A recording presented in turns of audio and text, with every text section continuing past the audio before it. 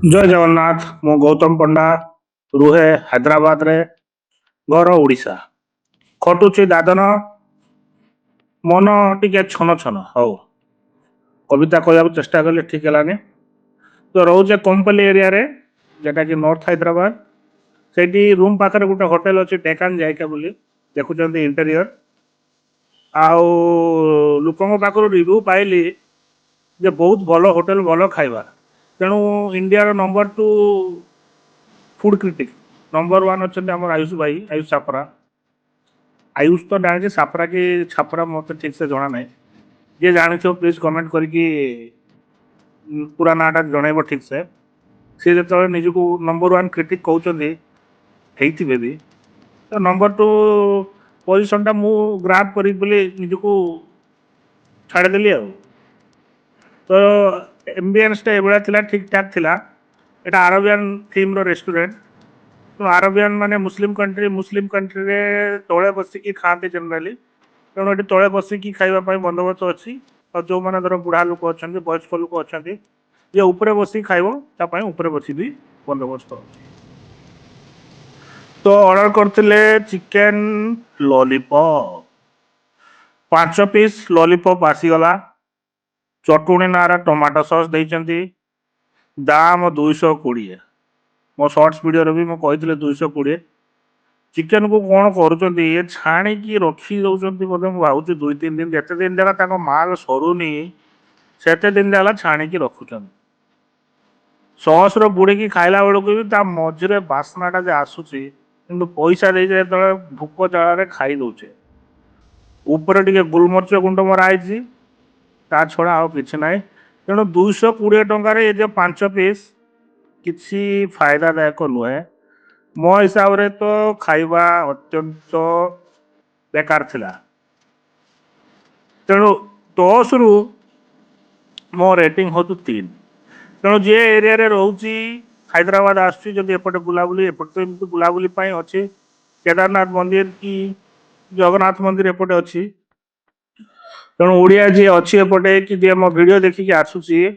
ଏ ହୋଟେଲକୁ ଆଦୌ ଆସନ୍ତୁ ନାହିଁ ଖାଇବା ଭଲ ନୁହେଁ ତାପରେ ଆମେ ଅର୍ଡ଼ର କରିଥିଲୁ ଚିକେନ ମଣ୍ଡି ଯେଉଁଟାକି ଗୋଟେ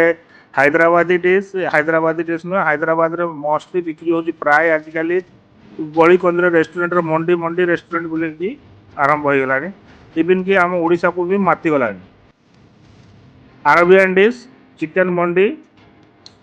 मंडी कहीकि एमती लोक को ठकुचंती जेनेराली आम ओडिशार जे पलौ चिकेन कषा अच्छी ताकू एमाने चिकेन मंडी कहीकि 400 टंका नौ 2 पीस चिकेन देले भात सालाड नारे गोटे गाजर गोटे काकुड़ी थिला भातटा ये लंबा लंबा चाउल भात 2-4टा काजू एमती पड़ा भात टेस्ट भल था जोटा आम पलौ कौचे से मंडी राइस कहते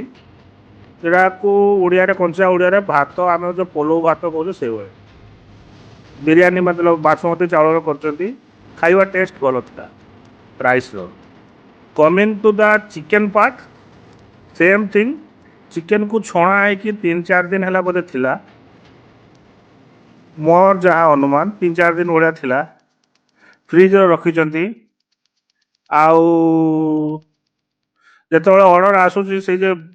फ्राए चिकेन को मसला को भी बोधे बासी मसला रखुच्च मसला तो सर नथुव तेणु तारी सांगे फ्राए करके दे देउछंती गोटे लेग पीस गोटे चेस्ट पीस छोट गोटे बड़ गोटे जहाँ भी तुम भाव 2 पीस चिकेन भात आमर पड़गला 400 टंका तेणु टोटाल ओवरऑल आमको जो बिल पड़ा 600 टंका आउ आ सांगे गोटे खट्टा पानी भाया चारू पानी भाया कौन मु बुझीपारुनी क्या सांगे गोले खाएंगे आ माइनिस भी देते माइनिस किसी कारण ही ना दबार मु बुझीपार भात सांगे किए माइनिस खाऊ बोलते छोट पिला भाव दौन छोट पिला थे तो किए चाटी चुटाई खाई था आम भी छाड़बानी आम भी चाटिबा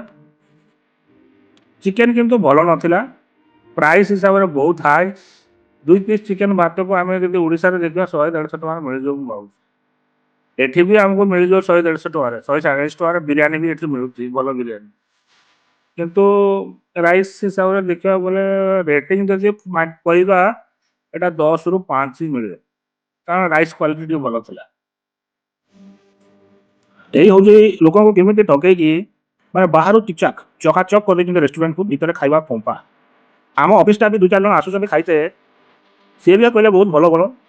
ମୁଁ ଜାଣିପାରୁନି କେମିତିକା ଭଲ ସେମାନଙ୍କୁ ତାଙ୍କ ହିସାବରେ, ହୁଏତ ତାଙ୍କୁ ସେଦିନ ଫ୍ରେଶ୍ ମିଳିଯାଇଥିବ ଖାଇବାକୁ, ମୋତେ ତ ମିଳିନାହିଁ।